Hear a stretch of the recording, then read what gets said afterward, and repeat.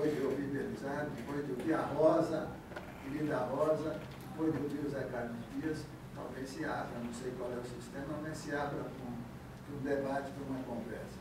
Em 1988, quer dizer, 20 anos depois de que o golpe se efetivou, porque o golpe não é o de 64. De 64 é um golpe mais ou menos brando. O golpe mesmo começa em 68. A Constituição Nova do Brasil é de 1968. Ela traz uma colocação sobre uma coisa que se chama habeas data, em que o governo brasileiro acompanha seus cidadãos, vigia seus cidadãos, telefonemas, correspondência, perseguições pelas ruas. O governo brasileiro faz com que essas pessoas fiquem fichadas. E esse fichamento serve para que, em base de denúncias e de condenações. Então, nós tivemos, na época, a felicidade de solicitar o primeiro habeas data nesse país, que foi concedido também, que saiu com uma coisa maluca. Eu pedi meu nome para ver o que ia acontecer, não ia sacrificar um colega. E daí, eles me mandam as informações constantes do habeas data. Eu gostaria que vocês prestassem bem atenção. Eu fui presidente do Centro Estudantil do Colégio Bandeirantes, em 1955. 1955, eu fui presidente do Centro Estudantil do Colégio Bandeirantes, ali na Vila Mariana. Esse habeas data, as informações que tem, começam falando da nossa atividade como presidentes de um centro estudantil em 1955. É um dado para ser pensado, mesmo porque hoje existe e vigora no Brasil uma coisa que chama ABIN, Agência Brasileira de Inteligência, cujo objetivo é fornecer ao presidente da República em exercício dados sobre qualquer cidadão que tenha sido colocado sob a mira de suspeito. Isso foi criado no governo Itamar, perpassou o governo Luiz Inácio Lula da Fernando Henrique Cardoso, o governo Luiz Inácio Lula da Silva, e perpassa hoje ainda o governo da presidenta Dilma. De onde sai essa verba? Para que qualquer cidadão possa ser seguido, perseguido, vigiado, controlado. Isso existe. A Câmara dos Deputados tem o dever, embora sempre fuja, quando se coloca esse assunto para eles, tem o dever de ver por que uma agência, a ABIN, Agência Brasileira de Inteligência, funciona no Palácio do Planalto, nas dependências do Palácio do Planalto. Isso não é uma denúncia que a gente já falou uma porrada de vezes por aí. E a agência ABIN continua. Cuja finalidade é pegar informações sobre o Malheiros e levar a presidente da República, que chama um aulito qualquer, e esse vai dizer, pô, esse cara é perigoso, ele está fazendo coisas. Nós não sabemos, felizmente, que nenhum presidente tenha tomado uma atitude contra esse cidadão.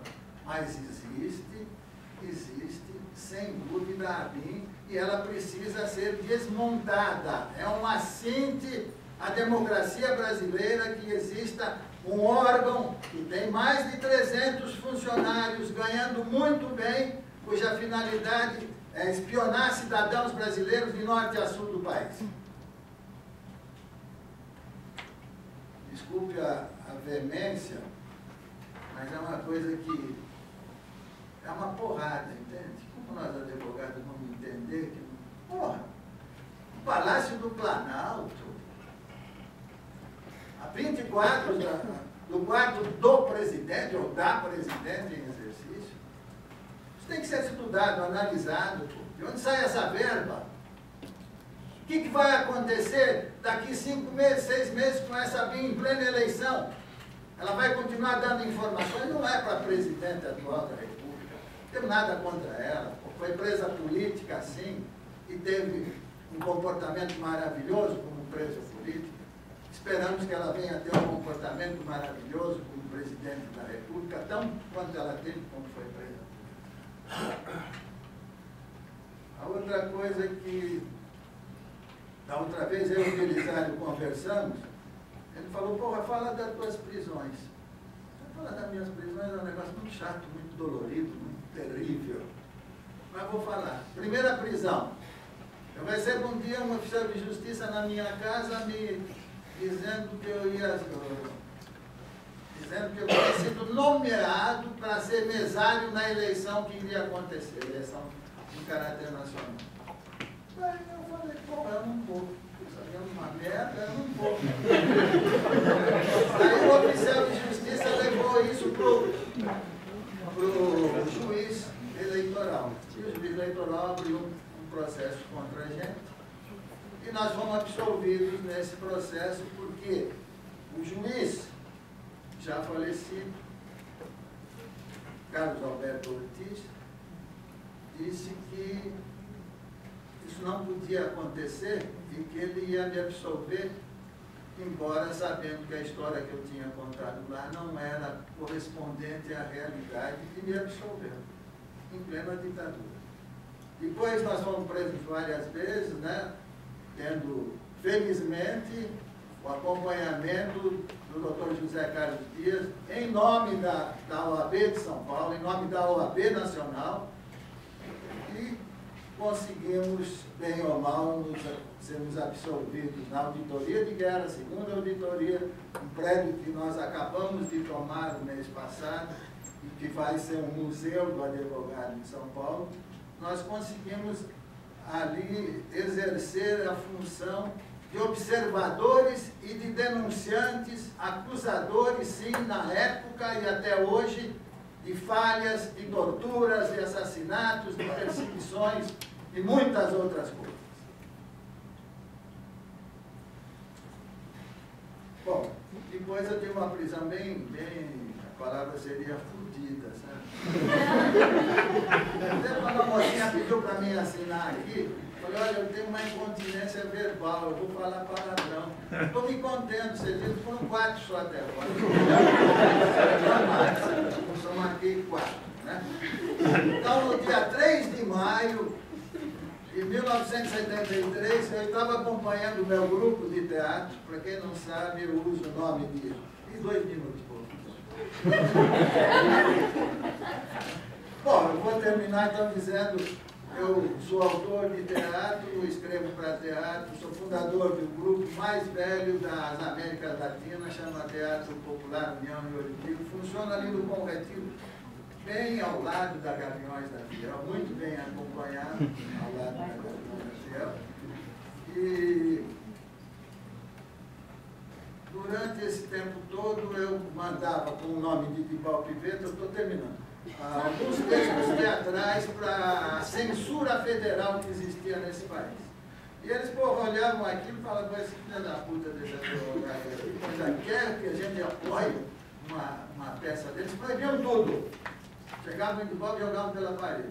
Daí eu resolvi mudar de nome. Daí escolhi o nome César Vieira Meio a Olho e passou, 4 peças minhas passaram e ficaram em cartaz durante 2 anos, daí eles descobriram e proibiram tudo, né? E eu fui preso porque estava acompanhando um grupo de teatro que estava fazendo um espetáculo, uma peça até liberada, chamava Raimundo, fazendo na Vila Santa Catarina. Daí eles nos prenderam, deram uma porrada para cacete, eu cheguei na minha casa com a cara desse tamanho, etc. E nos processaram, né? Nós ficamos presos 90 dias, 95 dias, a gente guarda, que é um negócio doloroso, terrível. Mas depois, não por heroísmo, mas porque era a nossa forma de colaborar com uma revolução que os jovens desse país sonhavam. Era uma utopia que não se concretizou, mas os jovens sonhavam. E morreram por ter sonhado, por ter trabalhado para que esse sonho se transformasse em realidade.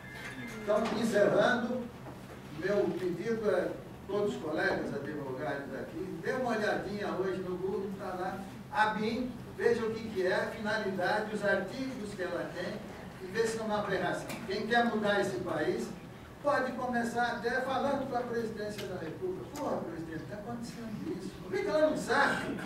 Pode ser que não saiba mesmo. Pode ser que saiba. Então, eu acho que é um passo à frente que pode ser dado. Vamos acabar com um resquício da ditadura que chama a BIM. Obrigado por vocês.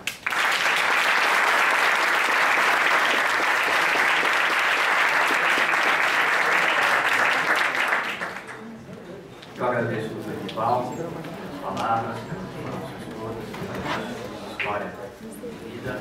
E antes de passar a palavra ao doutor José Carlos Dias, eu gostaria, fazendo um meia-culpa, de explicar um pouco, muito rapidamente, o modelo que nós estamos seguindo, que é o modelo já tradicional do IDDD, modelo bate-papo, ou seja, os palestrantes aqui terão no máximo 15 minutos para palestrar e depois nós vamos abrir palavras para que vocês aqui presentes possam questioná-los e iniciar um debate com todos aqui da mesa. Dr. José Carlos Dias, advogado criminalista atuante em São Paulo, foi ministro da Justiça do governo Fernando Henrique Cardoso, secretário de Justiça do governo Montoro, presidente do Conselho Superior de Coordenação do ILANUD, Instituto Latino-Americano das Nações Unidas para a Prevenção do Delito e Tratamento do Delinquente, e atualmente é membro da Comissão Nacional da Verdade. Dr. José Carlos Dias, o senhor tem a palavra.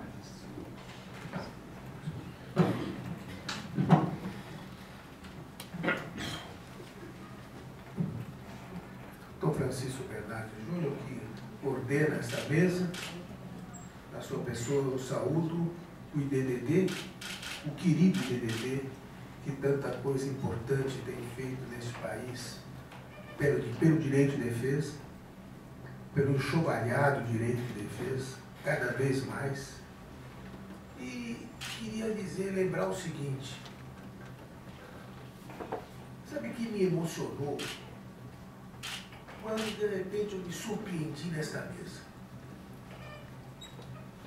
Entre Belisário, Rosa e Edivaldo. Quantos momentos duros nós vivemos juntos. Nós soubemos rir juntos, mas soubemos chorar juntos, sofrendo a angústia pela impotência de fazer tudo aquilo que queríamos fazer pelos nossos clientes. Porque, na realidade, nós vivemos um noviciado. Eu me lembro que quando eu saí da faculdade, eu fui da turma de 63, eu não cheguei a conviver com a democracia. Colei grau alguns dias depois do golpe de 64. E na faculdade, o Arnaldo, meu irmão e companheiro de escritório durante tantos anos, irmão de sempre, concorda comigo que na faculdade nunca tivemos uma aula sobre a Lei de Segurança Nacional. Eu não sei se o Arnaldo, que muitos anos depois, se recebeu alguma aula sobre Lei de Segurança Nacional. Eu acho que os que estão na mesa nunca tiveram. Nós nunca ouvimos falar em crime político. Nunca ouvimos no curso de Direito Penal alguma coisa sobre crime político. E, de repente, sobre os nossos ombros, a responsabilidade de defender uma rapaziada, muitos estudantes, operários, intelectuais, profissionais liberais, que ousaram contestar a ditadura e ou pela luta armada, ou pela luta das ideias somente, ousaram ofender a ordem constituída. E nós, então, procuramos descobrir mecanismos de como poderíamos atuar na justiça militar. O Belisário, o Edivaldo, ele lembrou expedientes que adotávamos. Eu gostaria de lembrar mais um. Quando nós impetrávamos habeas corpus e o habeas corpus já não existia, afirmando que estava o cliente nosso preso pela justiça militar por um crime que não era político. Nós fazíamos essa afirmação. Ele está preso numa independência do Exército e ele não praticou o crime político. Isso para forçar uma resposta. Não, ele está preso por motivo de crime político. O que nós queríamos era um recibo de vida. Antes de mais nada, um recibo de vida. Para que depois pudéssemos lutar pela sua liberdade. Eu me recordo que no Superior Tribunal Militar, que muitas vezes tomou posições mais corajosas do que muitos tribunais civis tomariam, e outras vezes não, é claro, mas eu me recordo que no Superior Tribunal Militar eu vivi alguns momentos importantes. E um deles se chama Edibal de Almeida Piventa. Quando designado pela Ordem dos Advogados do Brasil, seção de São Paulo, onde era conselheiro, para dar assistência jurídica ao Edibal, redigi uma representação e fui para o Superior Tribunal Militar, onde eu pedia que fosse quebrada a incomunicabilidade para que pudesse ter com ele uma entrevista pessoal e reservada nos termos do Estatuto da Ordem dos Advogados. E cheguei, botei a minha beca, aberta a sessão, o presidente era o Adalberto, que depois veio a ser vice-presidente da República, o general Adalberto Pereira dos Santos. Eu levantei e disse isso: senhor ministro-presidente, eu peço a palavra pela ordem, em nome da Ordem dos Advogados do Brasil. Ele disse: mas, Vossa Excelência, tem algum caso? Está inscrito para falar? Não, mas o caso é urgente, e eu peço a palavra em nome da Ordem dos Advogados do Brasil. Ele disse: assuma a tribuna. Surpreso. Todos se surpreenderam, porque isso era absolutamente antirregimental. Eu fui à tribuna e disse: trago nas minhas mãos uma representação em favor do advogado, conhecido de Vossas Excelências como um grande advogado de perseguidos políticos, doutor Edibal de Almeida Piventa, que está preso incomunicável.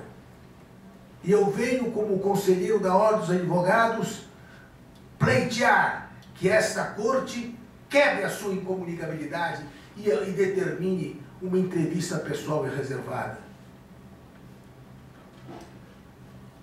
Não houve manifestação nenhuma. E o ministro-presidente disse: Vossa Excelência, protocole a sua representação, que nós vamos apreciá-la. Peguei avião, voltei a São Paulo. Quando eu cheguei ao escritório, tinha um telefonema, um aviso para que eu procurasse a auditoria.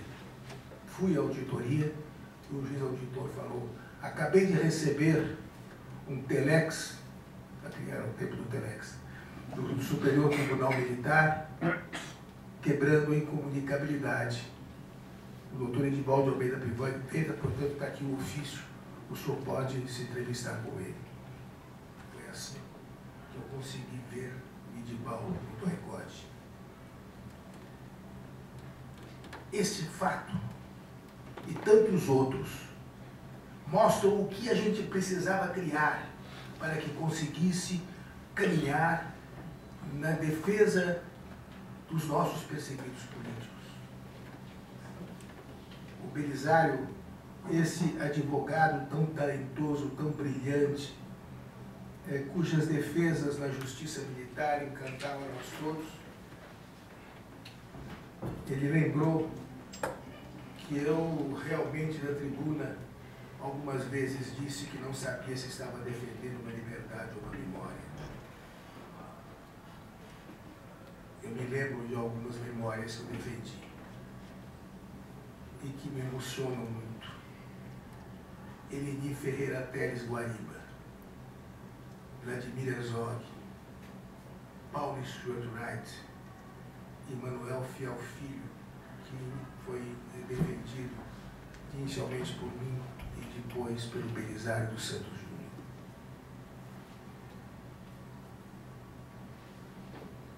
No caso do Vladimir Herzog, eu me recordo, e o Arnaldo está aqui como testemunha, nós vivemos uma cena extraordinária. O Rodolfo Konder foi uma testemunha quase que ocular da morte de Vladimir Herzog, porque estava ao seu lado quando os dois sentados, quando o Vladimir Herzog foi levado para a sala de tortura. E o Rodolfo Konder, os dois de capuz, o Rodolfo Konder, por baixo do capuz, sussurravam as palavras para o Vlado. E reconheceu, inclusive, o sapato do Vlado, porque eles compraram juntos na véspera. Detalhes assim. Pois bem, Rodolfo Konder, que também era cliente nosso, se dispôs a prestar um depoimento, narrando tudo, todos os detalhes.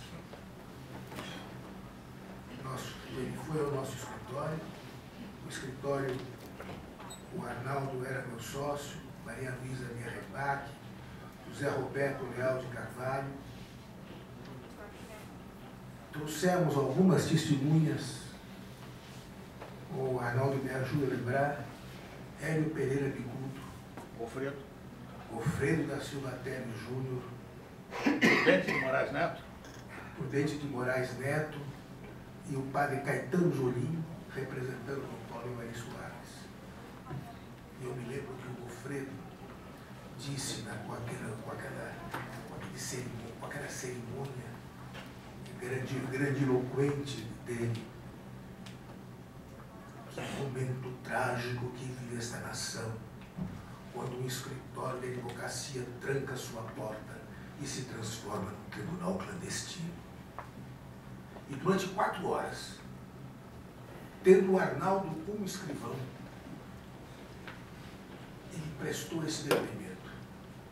Em determinado momento consta no termo do depoimento que o Hélio Bicudo se retirava, porque naquele momento se dirigia ao hospital porque iria ser operado no coração no dia seguinte.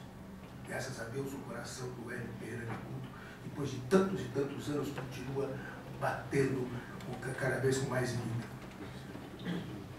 Este depoimento foi entregue, uma cópia para o Prudente de Moraes Neto, representando os jornalistas. Outra cópia ficou conosco, advogados do Rodolfo. Advogados eram o Arnaldo, eu, o Leal e a Maria Luísa Merenbach. E a outra cópia foi entregue à igreja. E o padre Caetano Zolim depois nos contou que, não sabendo onde guardar aquele documento, ele guardou no sacrário, embaixo do cálice. Porque, disse ele, dificilmente alguém vai abrir o sacrário para buscar o documento. E o documento, que é a cópia que ficou conosco, depois de estar no exílio o Rodolfo Konder, nós juntamos o processo.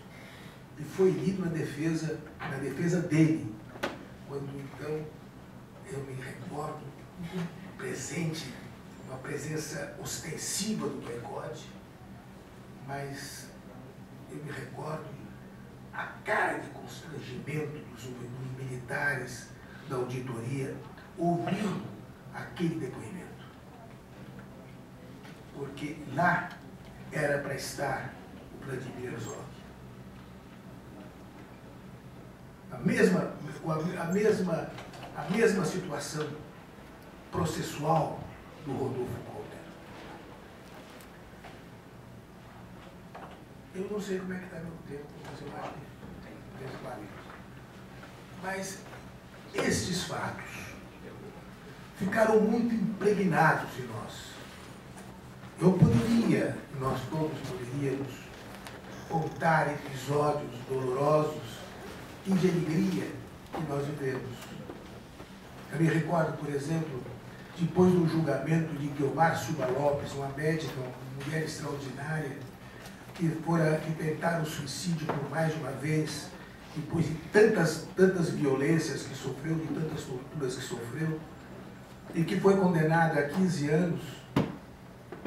No dia seguinte da auditoria, no dia seguinte do julgamento, na auditoria, o major que presidira o julgamento me disse: Doutor Dias, eu quero lhe fazer uma pergunta. O senhor acha que nós julgamos bem ontem?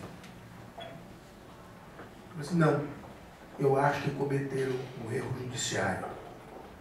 A pena foi exacerbada. Pois o senhor sabe que hoje de manhã no quartel, os meus companheiros de farda me viraram o rosto. Então eu disse, é isto que dá, major. Não é possível julgar inimigos. E o senhor encarava os réus como inimigos. Por isso os condenava. O senhor não tinha imparcialidade de um juiz. E lembrei um episódio a ele. Meu pai, que fora desembargador, e fora advogado, e depois fora desembargador pelo quinto, quando estava para ser julgado o ex-governador Ademar de Barros, ele deixou de ler o jornal O Estado de São Paulo durante 2 meses e proibiu que nós tocássemos um assunto político e tocássemos no nome de Ademar de Barros em casa.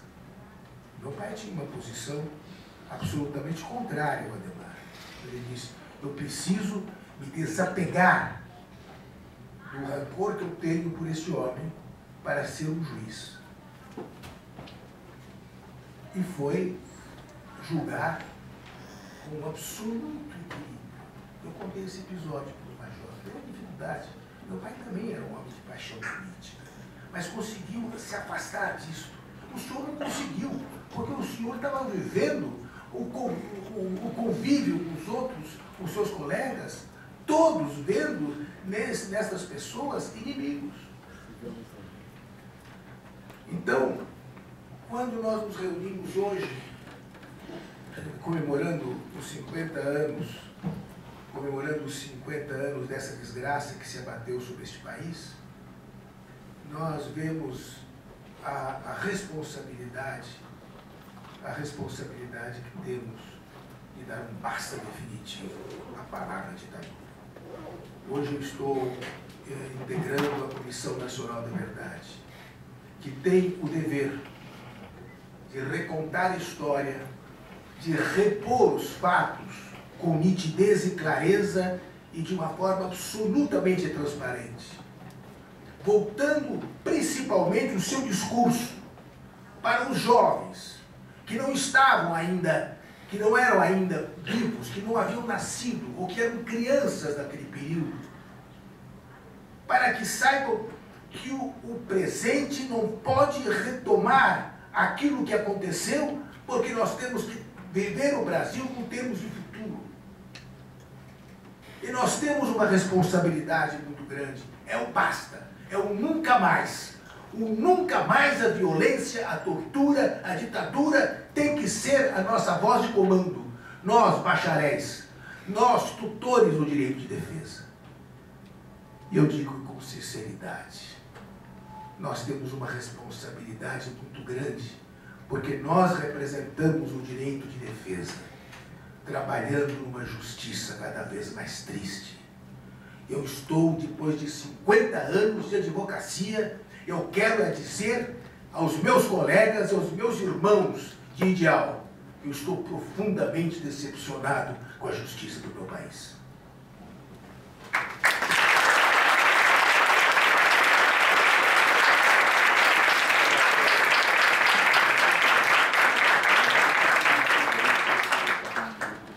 Agradeço ao Dr. José Carlos Dias e, na sequência, passo a palavra à doutora Rosa Maria Cardoso da Cunha, advogada criminalista atuante na cidade do Rio de Janeiro, mestre em Direito Penal pela USP, doutor em Ciência Política pelo Instituto Universitário de Pesquisas do Rio de Janeiro, do qual também é professora, tendo sido secretária adjunta de Justiça do Estado do Rio de Janeiro. Doutora Rosa Maria, a senhora tem a palavra.